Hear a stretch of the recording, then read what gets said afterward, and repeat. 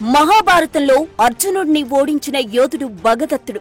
అష్టదిగ్గజాలలో ఒకటైన సుప్రతీకమనే ఏనుగును అధిరోహించగల ఏకైక వీరుడు భగదత్తుడు. భీముణ్ణి సైతం తన ఏనుగుతో ఓడించిన వాడు భగదత్తుడు. మహాభారత యుద్ధంలో మహారథుడు భగదత్తుడు. భగదత్త నరకాసురుని కుమారుడు. శ్రీ మహావిష్ణువు వరాహ అవతారాన్ని ధరించినప్పుడు వరాహ స్వామికి భూదేవికి పుట్టినవాడు ఈ నరకాసురుడు. ద్వాపర యుగంలో శ్రీకృష్ణుడు సత్యభామ కలిసి నరకాసురుడిని సంహరించగా నరకాసురుడి కొడుకుగా భగదత్త ప్రాగ్జ్యోతిషపురానికి రాజవుతాడు. నరక రాజవంశరాజులలో భగదత్త రెండవవాడు. నరకాసురునికి భగదత్తతో పాటు మహాశిరస, మాధవన్, సుమాలి అనే కుమారులు ఉన్నారని కాళికా పురాణం, హరిచరిత్ర చెబుతోంది. నేటి అస్సాంలోని గౌహతి ప్రాంతమే ఒకప్పటి ప్రాగ్జ్యోతిషపురం. భూదేవి ప్రసాదించిన వైష్ణవాస్త్రాన్ని నరకాసురుడు తన కుమారుడైన భగదత్తుడికిస్తాడు. అన్ని అస్త్రాలలో శక్తివంతమైనది వైష్ణవాస్త్రం. దీన్ని ప్రయోగిస్తే శత్రువులు ఎంతమందైనా సమూలంగా నాశనం చేస్తుంది. దీనికి తిరుగుండదు. భగదత్త ఇంద్రుడికి ప్రాణ స్నేహితుడు, అలాగే జరాసంధుడికి కూడా మిత్రుడే. ఇతనికి వజ్రదత్త, పుష్పదత్త అనే ఇద్దరు కుమారులున్నారు. అంతేకాకుండా భగదత్త దగ్గర సుప్రతీకం అనే శక్తివంతమైన ఏనుగు కూడా ఉంది. ఈ భూమండలంపై అతి శక్తివంతమైన మహాబలవంతమైన ఏనుగులు 8 ఉన్నాయి. వాటిని అష్టదిగ్గజాలు అంటారు. అంటే 8 దిక్కుల ఉండే ఏనుగులు అని అర్థం. హిందూ పురాణాలలో ఈ భూమిని 8 దిక్కులలో కాపలా కాస్తూ 8 ఏనుగులు ఉంటాయని చెప్పేవారు. అవే అష్టదిగ్గజాలు.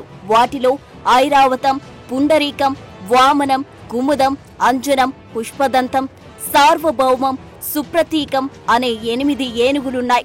ఇంతటి బలమైన శక్తివంతమైన సుప్రతీకమునెక్కి భగదత్తుడు యుద్ధరంగంలోకొస్తే శత్రువుకు చెమటలు పట్టాల్సిందే.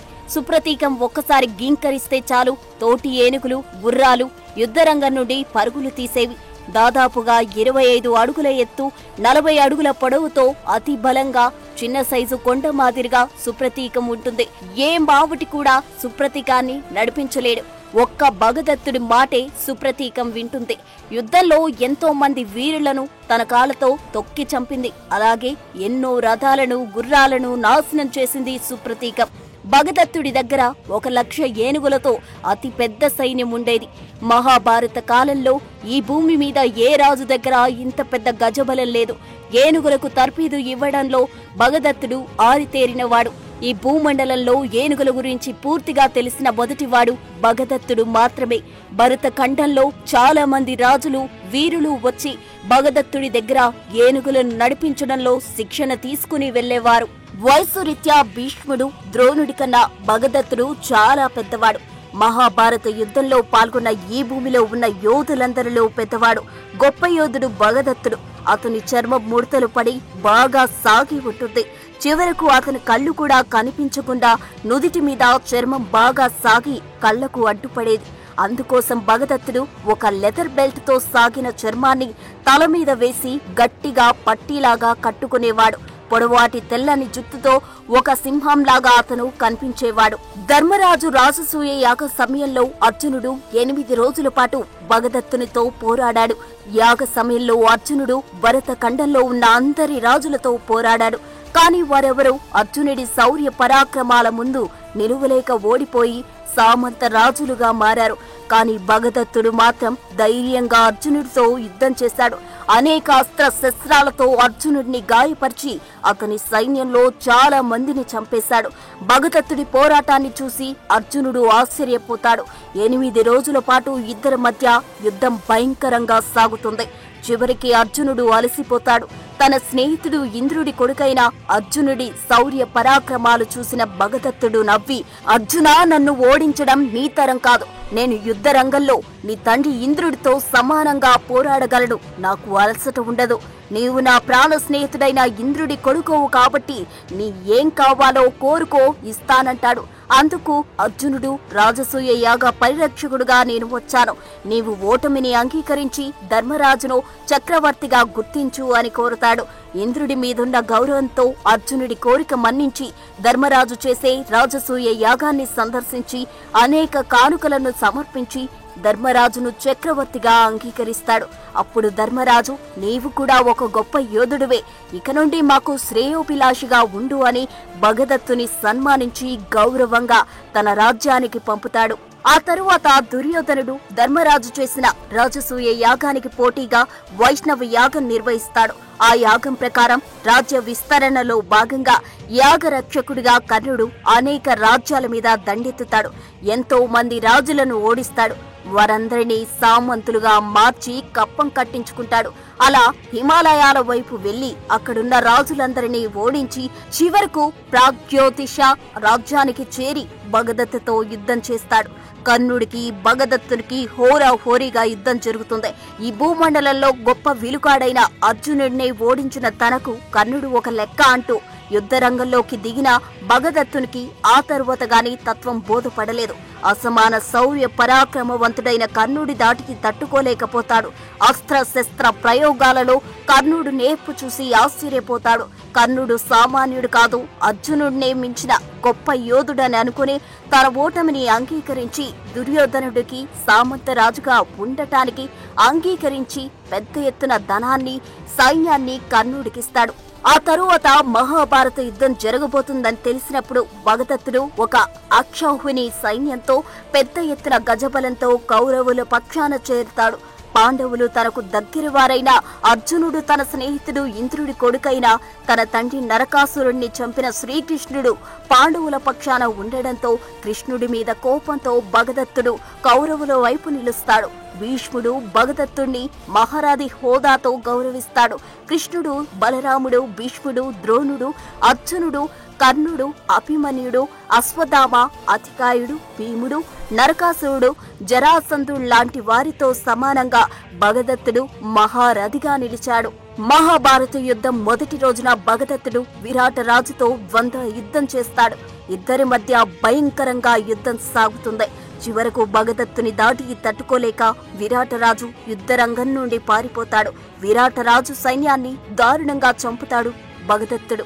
2-3 రోజుల యుద్ధంలో భగదత్తుడు పాండవులకు చెందిన సైన్యాన్ని ఊచకోతకొస్తాడు. అనేక రథాలను అతని ఏనుగు సుప్రతీకం నాశనం చేస్తుంది. యుద్ధం 4వ రోజున భీముడు భగదత్తునిపై దాడి చేస్తాడు.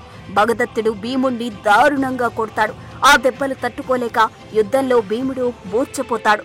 తండ్రిని ఆ స్థితిలో చూసిన భీముడి కొడుకు ఘటోత్కచుడు అక్కడి నుండి అదృశ్యమై తన రాక్షస మాయతో ఐరావతం, అంజన, మామనుడు, మహాపద్మ వంటి భయంకర ఏనుగులను సృష్టిస్తాడు. ఆ ఏనుగులు కోపంతో ఒక్కొక్కటి 4 దంతాలతో గొప్ప రాక్షసుడైన ఘటోత్కచుడి శక్తితో ప్రేరేపించబడి భగదత్తుని ఏనుగైన సుప్రతీకంపై నలువైపుల నుండి దాడి చేస్తాయి. దంతాలతో పొడుస్తాయి. ఆ బాధ తట్టుకోలేక సుప్రతీకం భయంకరంగా గర్జిస్తూ యుద్ధరంగంలో పరుగులు తీసింది. ఎన్నో రథాలను, ఎంతో మంది సైనికులను ఇష్టం వచ్చినట్లు తొక్కుతూ యుద్ధరంగం నుండి దూరంగా వెళ్లిపోతుంది. ఘటోత్కచుడు తన రాక్షస మాయతో ఎంతో మంది కౌరవ సైనికులను సంహరిస్తాడు. అతని రాక్షస శక్తిని తట్టుకోలేమని గ్రహించిన కౌరవుల సేనాధిపతి భీష్ముడు రాజులందరినీ ఆ రోజు వెనక్కి రమ్మని కోరుతాడు. చివరికి ఆ రోజు ఘటోత్కచునితో చేసిన పోరాటంలో భగదత్తుడు ఓడిపోయాడు. యుద్ధం 7వ రోజు మరోసారి ఘటోత్కచునికి భగదత్తునికి మధ్య పోరు జరుగుతుంది. ఘటోత్కచుడు భగదత్తుడిపై దాడి చేసి అనేక బాణాలు కురిపించాడు. భగదత్తుడు కూడా అనేక అస్త్ర శస్త్రాలు ఘటోత్కచుని ప్రయోగించి అతన్ని తీవ్రంగా గాయపరుస్తాడు. చివరికి ఘటోత్కచుడు తన శక్తినంతా ప్రయోగించి సుప్రతీక ఏనుగు వైపు మంత్రముగ్ధమైన బంగారు బల్లెం విసురుతాడు. సుప్రతీకం ఆ బల్లెంను తన తొండంతో పట్టుకొని 2 ముక్కలుగా విరిచేస్తుంది. భగదత్తుడు తన గదతో ఘటోత్కచుణ్ణి కొట్టగా ఆ దెబ్బలు తట్టుకోలేక యుద్ధరంగం నుండి పారిపోతాడు ఘటోత్కచుడు. అప్పుడు కృతికుమారుడు రుచిపర్వుడు తన రథంపై ఎక్కి భగదత్తపైకి బాణవర్షం కురిపిస్తూ విధ్వంసకుడిలా ముందుకు సాగాడు. అప్పుడు భగదత్తుడు ఆ బాణాలు తప్పించుకుంటూ శూలంతో రుచిపర్వుణ్ణి పొడిచి చంపేస్తాడు.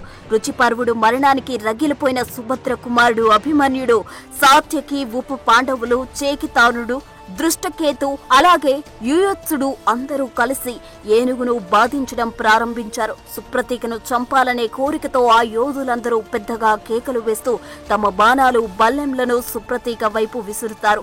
కురుస్తున్న బాణవర్షాన్ని లెక్క చేయకుండా భగదత్తుడు ఏనుగును ముందుకు పరిగెత్తిస్తూ ఉప పాండవుల రథాలపై దాడి చేసి వాటిని ధ్వంసం చేస్తుంది. ఆ తరువాత యుయుత్సుడి గుర్రాలను తొక్కుతూ రథసారథిని చంపి రథాన్ని నాశనం చేస్తుంది. దాంతో యుయుత్సుడు తన రథాన్ని వదిలి పారిపోతాడు. అలా ఆ రోజు యుద్ధంలో భగదత్తుడు ఎంతో మందిని చంపి ఎన్నో రథాలను నాశనం చేసి పాండవులకు చాలా పెద్ద నష్టం కలిగిస్తాడు. యుద్ధం 8-9 రోజుల్లో దశన్న రాజుతో భగదత్తుడు యుద్ధం చేస్తాడు. అందులో దశన్న రాజుని ఓడిస్తాడు. తరువాత భగదత్తుడు క్షత్రదేవుని చేతులు నరుగుతాడు. భీముడు రథసారథి విశోకుడు భగదత్తుని బాణాలకు స్పృహ తప్పి పడిపోతాడు. భగదత్తుని కుమారుడైన పుష్పదత్తుడు నకుల చేతిలో మరణిస్తాడు. యుద్ధం 12వ రోజు దుర్యోధనుడు భీమునిపై పెద్ద ఏనుగుల సైన్యాన్ని పంపగా భీముడు తన గదతో ఏనుగులన్నిటినీ చంపుతాడు. ఈ వార్త వేగంగా వ్యాపించి భగదత్తకు చేరింది. భగదత్తుడు భీముడిపై తన ఏనుగు సుప్రతీకంతో దాడి చేసి అతన్ని రథాన్ని విరగొట్టి రథసారథిని సుప్రతీక తన పాదాల కింద వేసి చంపుతుంది. భీముడు తన రథం నుండి దూకి తప్పించుకుని ఏనుగు కాళ్ల మధ్య పడిపోయాడు. అతను ఏనుగుపై కత్తితో దాడి చేసి గాయపరిచాడు. కోపోద్రోక్తుడైన భగదత్తుడు తన ఏనుగు సుప్రతీకతో భీముని మెడను తొండంతో గట్టిగా పట్టుకునేలా చేస్తాడు. సుప్రతీక తన కాళ్ళ కింద భీముని వేసి తొక్కాలని ప్రయత్నిస్తుంది. భీముడు సుప్రతీక కాళ్లలో దూరడం వల్ల బయటకు కనిపించడు. దాంతో కౌరవ సైన్యం భీముణ్ణి సుప్రతీక తొక్కి చంపిందని భావించి సంబరాలు చేసుకోవడం ప్రారంభించారు. ధర్మరాజు భీముడు నిజంగానే చనిపోయాడేమోనని బాధపడ్డాడు. చివరకు కోపంతో ఏనుగుల గుంపుతో భగదత్తుని చంపమని దసరా రాజును కోరుతాడు. ఇక సుప్రతీక దసరా ఏనుగుల మధ్య పోరు బీభత్సంగా సాగుతుంది. చివరకు సుప్రతీక దసరా ఏనుగులను పొడిచి చంపుతుంది. అలా ఏనుగులు పెనుగులాటలో ఉండగా సుప్రతీక కాళ్ళ కింద ఉన్న భీముడు సురక్షితంగా బయటపడతాడు. దాంతో పాండవులు ఊపిరి పీల్చుకుంటారు. ఆ తరువాత ద్రోణుడి కోరికపై భగదత్తుడు ధర్మరాజును బంధించాలని దగ్గరకు వెళ్లి అనేక బాణాలు ప్రయోగిస్తాడు. తన ఏనుగుతో పాండవుల సైన్యాన్ని దారుణంగా చంపుతాడు. అప్పుడు కృష్ణార్జునుడు అక్కడికి చేరుకుని ధర్మరాజుని రక్షిస్తారు. అర్జునుడు భగదత్తుడు ఒకరిపై ఒకరు అనేక బాణాలు ప్రయోగించుకుంటారు. ఇద్దరి మధ్య అతి భయంకరంగా యుద్ధం జరుగుతుంది. ఇద్దరు మహాయోధులే, ఒకరికి ఒకరు తీసిపోకుండా యుద్ధం చేస్తారు. భగదత్తుడు తన ఏనుగుతో అర్జునుడిని చంపడానికి ప్రయత్నించాడు, కానీ విఫలమయ్యాడు. అర్జునుడు భగదత్తుడి ధనస్సును అతడు విసిరిన ఈటలన్నిటినీ విరిచేస్తాడు. ఏనుగు ఆసనంపై ఉన్న ధ్వజారోహణాన్ని అర్జునుడు ధ్వంసం చేస్తాడు. దాంతో కోపగించుకున్న భగదత్తుడు అర్జునుడిని చంపడానికి వైష్ణవాస్త్రం అనే దివ్యాస్త్రాన్ని ప్రయోగిస్తాడు. అయితే దానికి శ్రీకృష్ణుడు అడ్డం వస్తాడు. ఆ వైష్ణవాస్త్రం శ్రీకృష్ణుడి మెడలో దండలా మారిపోతుంది. అలా నరకాసురుడికి భూదేవి ఇచ్చిన వైష్ణవాస్త్రం తిరిగి విష్ణుమూర్తికి చేరుతుంది. శ్రీకృష్ణుడి సూచనతో అర్జునుడు భగదత్తుడు తలకట్టుకున్న తోలు బెల్టును బాణంతో తింపుతాడు. అప్పుడు భగదత్తుడు సాగిన శరీర చర్మం కళ్లకు అడ్డుగా పడుతుంది. ముందున్నది కనిపించగా తన ఏనుగును ఎటు నడపాలో తెలియక అవస్థలు పడతాడు భగదత్తుడు. అప్పుడు అర్జునుడు ఒక దివ్యాస్త్రాన్ని ఏనుగు సుప్రతీకంపై ప్రయోగిస్తాడు. ఆ బాణం పర్వతానికి ఎదురుగా వెళ్లిన వజ్రంలా ఏనుగును తాగుతుంది. చెదపురుగుల పుట్టలోకి పాము ప్రవేశించినట్లు ఆ దివ్యాస్త్రం ఏనుగు తల నుండి పొట్టలోకి వెళ్లి దాని అవయవాలు చింద్ర చేస్తుంది. అది కింద పడి తన దంతాలతో నేలను తాకుతుంది. ఒక పెద్ద కొండ నేలను ఢీకొట్టినట్లు నేలపై పడుతుంది. ఆ ఏనుగు కింద పడి చాలా మంది సైనికులు మరణిస్తారు. పెద్ద బాధతో గర్జించి తన ప్రాణాలు విడిచిపెడుతుంది సుప్రతీక. అలా ఈ భూమండలంలో అతి బలిష్టమైన ఏనుగు సుప్రతీక అర్జునుడి దివ్యాస్త్రానికి చనిపోతుంది. సుప్రతీక చావుతో కోపోద్రిక్తుడైన భగదత్త ఒక పెద్ద బల్లెం తీసుకుని అర్జునుడి మీదకు ఉరికి వస్తాడు. అయితే మరొక దివ్యాస్త్రాన్ని భగదత్తపై ప్రయోగిస్తాడు అర్జునుడు. అది భగదత్త గుండెలను చీల్చుకుంటూ వెళ్తుంది. బాధతో విలువిలడాడుతూ నేలపై పడి మరణిస్తాడు భగదత్తుడు. అలా ఒక గొప్ప వీరుడు నేల కురిగాడు. అర్జునుడు తన రథం దిగి చనిపోయిన భగదత్తునికి నమస్కరించి అతని చుట్టూ ప్రదక్షిణలు చేస్తాడు. గొప్ప యోధుడు తన తండ్రి ఇంద్రుడికి స్నేహితుడైన భగదత్తునికి ఆ విధంగా అంజలి ఘటిస్తాడు.